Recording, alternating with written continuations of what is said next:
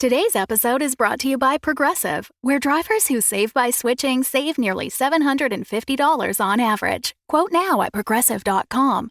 Progressive Casualty Insurance Company and Affiliates. National average 12-month savings of $744 by new customers surveyed who saved with Progressive between June 2022 and May 2023. Potential savings will vary. Thanks for supporting the Fable and Folly Network. Here's another show we know you'll love. Where am I? Welcome to Desert Skies, traveler. Your journey through the physical plane has come to an end. I am the attendant. My colleague here is the mechanic. Yo. This is your last stop on your way to the great beyond. It's our job to make sure you're prepared for the ride. Now, before hitting the road, we have an impressive selection of over 34 varieties of microwavable burritos. What's going on? There's gotta be a better afterlife than this. I mean, come on! That's offensive. Something seems to be wrong with me. You left something major undone. I have a life outside of this gas station, you know. You quite literally do not. Any hobbies? Nope. Ever travel? Nope. Love interest? Are you kidding? Oh my god. You're like the human version of a plain bagel. Cash register. How can I help you, attendant? Play some music? You got it. It's kind of funny, though. What I needed wasn't back there. It was here, waiting for me. I wonder what it feels like, Mac, to miss the physical plane, the people you left behind. You know, I had a wife who died 3 years ago. Wish I could go back. No, you don't need to go back. You just need to be here. And a new traveler approaches. Ready, team? Ready. Attendant. Good. Let's do this. Find Desert Skies wherever you listen to podcasts. In this world, there are more stories than poems in the heart of a teen computer. Some are sonnets, some are angsty, some are a little too personal. But they're all worth the bandwidth. So open your barbaric yawp wide and listen. Welcome to BRUSHTOWN Stories, Episode 17, The Endless Brightness of Regional Stars.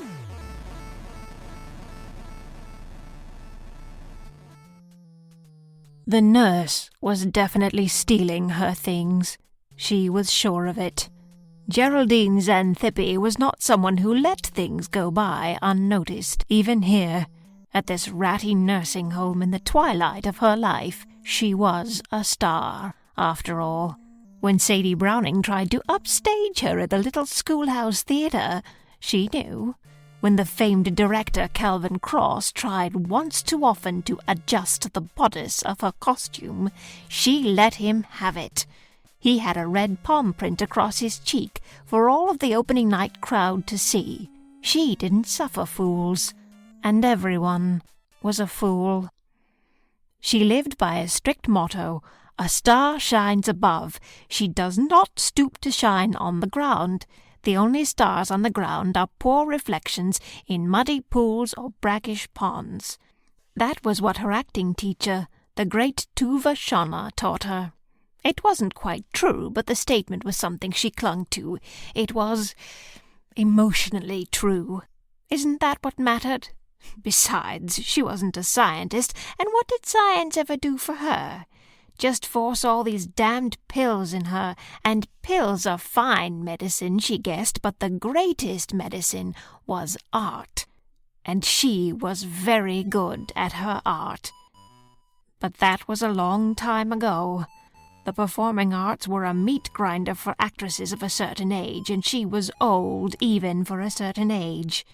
Sure, she never made it to Broadway, but she made it to Main Street, the Broadway of Branson. She made it to Square Square, the Broadway of Akron. Broadway was one street. She was the star of 1,000 regional thoroughfares. But she'd left that life treading the boards. For him. She looked around the small, dank room of the assisted living facility. Where was it? Where was her husband? No, not husband. Shoo. That's it. She'd never been married. Shoo. She said the word aloud. She'd been doing that more often lately. She found her left husband under the bed and slipped it on. If I tell them the nurse is stealing, she'll probably do something, Geraldine thought. Put something in the food. No, she'd have to be sneakier. Like she was when she was playing Pauline in No No Nanette, and gave the light boy a quickie, so that when the spot shone on her it would always be 20% brighter. It was petty, but petty works. Petty can get you a touring gig on the Sklandrousis circuit. The Sklandrousis circuit was a loosely affiliated group of Latvian theatres where you could make a good living performing for the Baltic masses. Geraldine was not Latvian, but she bore a striking resemblance to Dorothea Lieven, a 19th century Latvian noblewoman. So she was given roles and learned her lines phonetically. She still had the playbills and reviews in a drawer. She couldn't read them, but she guessed at their content. Praise. Glowing. Those odd, inscrutable scribbles and odd collection of accent marks must only confirm her abilities and talents. It was on the Sklandrousis circuit that she first saw him. There was a large article in the paper. Apparently a local tavern had denied service to several black men who were staying in town for a convention. State Senator H.R. Gerrand was defending the tavern, saying God's law is greater than man's law, and God divided the races after the flood, and if it was good enough for the Almighty, then it's good enough for the great state of Alabama. But it wasn't good enough for Clarence Brown, the young civil rights attorney. He'd just graduated from Amherst and took the case pro bono. He would go on to win the case, and many others. But he was also a lover of the stage. He saw her in Sierra Irmana Massa at the Latvian Social Club. He didn't speak Latvian, but a local businessman who admired his work had brought him as his guest. After the performance, Geraldine and Clarence went to the Palm Door Steakhouse along with some other hangers-on. She had the... what was it? Potato? No. Where am I? She wondered. She'd somehow managed to get out into the parking lot. Where was her car? She had to get to the store. There was no... The memories all slid away from her, and she just stood there, waiting. It wasn't long until one of the nurses found Geraldine trying to open random car doors. Geraldine tried to explain how she needed to go to the store, but her assistant wasn't listening. She kept trying to take her back to the theater, but call time wasn't for hours. She needed to get home and retrieve her Mark Narbonne purse. Had the flowers arrived? She always had lilies on opening.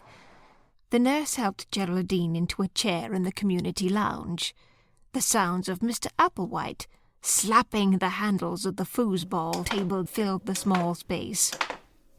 The residents had lost all of the balls years ago, but this never stopped Mr. Applebaum from spinning the rods.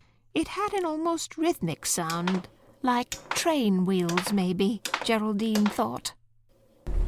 She and Clarence had taken a few train trips. He was always a gentleman, even when she didn't want him to be. He was frustrated, having lost several high-profile cases. All press is good, she had told him, but he was upset because all those young cabinets were in jail. No, not cabinets. Men. Of course men. She knew it was men. It was all that clacking Mr. Applebaum was doing that was distracting her. But it was on the train that Clarence said he was going to leave the law. He said he wanted to change humanity from the ground up, and that meant children. He was going to become a children's entertainer. He told me to wait, and he went into the bedroom to get changed. Wait, was that on a train, or was that... Well, after a moment he came back, his face painted, and he wore a goofy purple and black suit. "I'm Clowny Brown," he said, and tried to do a cartwheel, but knocked a lamp off one of the train seats. I'm still getting a handle of the tumbling. She had loved him for a long time, but she only ever told him once. But Clarence was... he was smitten with someone else. The woman he couldn't save. She was a drug-addicted whore from some backwater. They'd gotten her out of jail a few times. Even gotten her a job as a secretary. He said she was fine, that she'd straighten up, but bent girls don't get straight. They just get subtle. A subtle woman is the kind you can never trust. Geraldine knew that firsthand. She had always managed to find the flaw in other women. It's why she preferred the company of men. But Clarence never saw her like that. As a spoon... not spoon. What's the word? She couldn't remember. But she'd have followed Clarence to the fiery side of the moon and back. She'd have... That big Polish nurse was working. She's the one stealing her jewellery. Probably eating it, too. I have my eyes on you, Geraldine whispered. She glared at the nurse, who acted so innocent. That's it. Give Mr. Applesauce his pills. That's right. Him and that damned pool table, always changing the channel. The Fable and Folly Network supports creators of exceptional audio stories, including the one you're listening to right now. If you love our shows, we want to hear from you. Complete our listener survey at fableandfolly.com/survey. This will help us learn more about you, what you like, what you'd like to hear more of, and how we can maintain an inclusive, safe atmosphere. As a thank you for your participation, we have extras and behind-the-scenes content from your favorite shows. Fans make the network what it is. Thanks for listening, and we can't wait to hear from you. Find our listener survey at fableandfolly.com/survey today. Looking to get out of the ads and back to the story? Fable and Folly Plus is a new way to support the creators you love. The podcast you're listening to right now and more than 60 others can be heard ad-free for as little as $4 a month by visiting fableandfolly.com/plus. And now, Fall of the House of Sunshine is offering episode commentary to Fable and Folly Plus supporters, still entirely ad-free. Fable and Folly Plus. Sign up today at fableandfolly.com/plus. Geraldine had played Sweet Sal, the It's Okay to Feel Sad cow, since day one. How many times had she said, "I moo rose"? She lived in the emotion barn, and they'd all drink her milk of human kindness. Clink, clink, clinking the glasses together as they celebrated their first year on the air. It was still a regional show, broadcast out of a basement studio in Texarkana. Then they went national. The ratings were big, but they never turned a profit. All the profits were given to charities. When was it that the secretary whore left him? Left him with that baby. Was that before the show? Was that the reason he became a clown, or was it after? There was that day at the diner where Clarence was crying. Or was that her crying? Or... No matter. She had never been a good secretary. She would get nervous, and you couldn't erase typewriters then. This was before they molted into computers. And now everyone is all shoes. Not shoes. Shoes. Shoes. Oh, here comes another fan, wanting an autograph. Time for your pills, Miss Xanthippe. And whom should I make it out to? Let me get a pen. Geraldine beamed. She'd practiced her smile since she was a girl. A girl is nothing without her smile. Her mother said that. The nurse nodded. She made sure Geraldine swallowed her pills. They killed him, you know, she said to no one in particular. She wasn't part of that. She'd testified, sure. She'd name names, but back then you had to. If not, they'd have taken her away too. She simply couldn't have that. Elsa was so young, but she was young too young to be a mother, she said. Promise me, Clarence. Or was that a book? What was that book, she wondered, where the wife was in the attic and she'd been an actress and everyone loved her, but it wasn't enough because an attic isn't a stage, and he'll never love you because he loved saving people. His only want was to save people. He loved love, not the people who loved him. The day they cancelled the show was warm. Brian, who played opinionated owl, was drinking again. Why was it that Clarence hired all these broken people? Everyone in the cast was some downtrodden addict or felon. It was lucky she was there to give them some sense of dignity.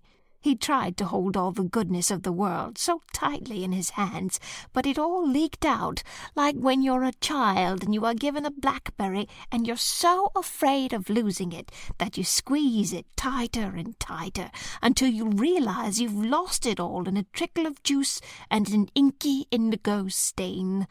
Clarence's hands were stained with the light of the world. During the trial, Randall and Brian tried to convince her to support Clarence. But all the shouting, all the violence, it was like that episode she'd done of The New Adventures of Perry Mason. It wasn't a good show. She hated how Perry would skateboard around the courtroom. Raymond Burr would be turning over in his grave. She wore her best blouse. She said all the lines as she was told. Whatever happened to Omelette, Elsa? She was so little. She used to try and read the old Latvian handbills in the dressing room. Tonight's performance was not going well. It was a bad show. The crowd was getting restless. The jokes weren't landing. Mr. Applepaws was back at the foosball table. Why was there a foosball table in the mezzanine? Her big speech to the citizens of Riga was fast approaching, and everyone in the audience was Clarence. But then she remembered her acting teacher's old advice. No matter how bad your night was in the theater, it's still better than the night Lincoln had. He was killed, just like Clarence, electrocuted in the loge. And so he died. And she was still alive, still here. Where was this? Where was her assistant? Did she miss her cue? No. They were clapping. Loudly. She must take her bow. She turned to face the old TV. It was showing a rerun of an old live from Lincoln Center. But to Geraldine, they were applauding for her. They always were. And they always would. BRUSHTOWN Stories is a Roy Gold production. It was written by Jonathan Goldberg with music by David Origlieri. Geraldine is Amanda Jones. Find out more about the show and cast at podmusical.com. Find out what happens to all of your favorite characters on Season 2 of The Fall of the House of Sunshine, coming March 2018.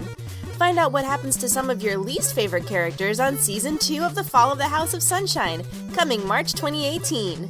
Thanks for listening, and have a suntabulous bicuspid of a day!